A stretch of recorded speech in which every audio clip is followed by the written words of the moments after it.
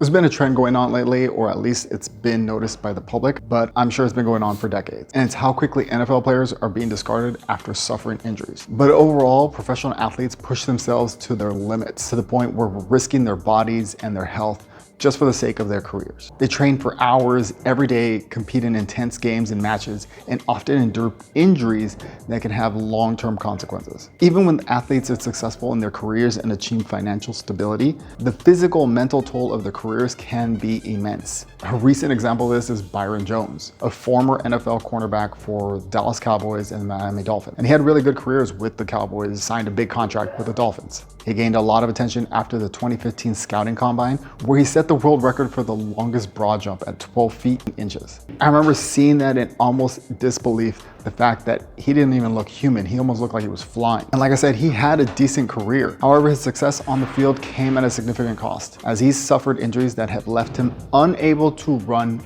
or jump. It's crazy to me that Byron Jones, phenomenal athlete coming out of college, to this point now that he's 30 years old and he cannot run or jump. In a recent tweet, he warned against the use of pills and injections that are often given to athletes, citing the long-term implications that it's obviously cost him.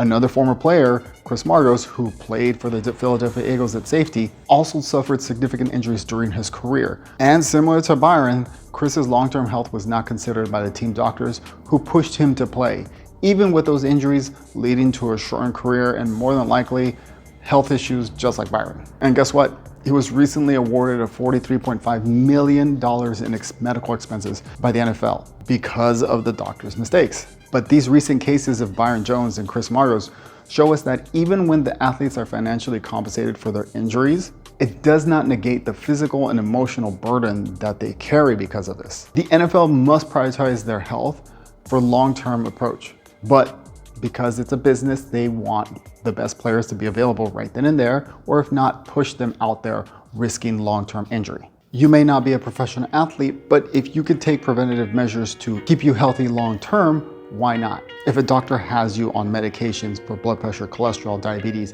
or your knees are achy or your shoulders are, and you know there's steps that you could take to help you long-term, take those steps. These players sacrifice their health for their careers, but now they're in a point where they are no longer able to enjoy the rest of their life because of the pains and limitations that they put on themselves, because either they didn't consider their long-term or the doctors that were in charge of them didn't consider their long-term health. But you can do that now by making sure that you take those steps by either improving your diet or increasing your activity level, or even both. Don't get to the point where you're like Byron Jones and you can no longer run or jump. He's regretting it. Don't regret it later on because you could have taken steps now.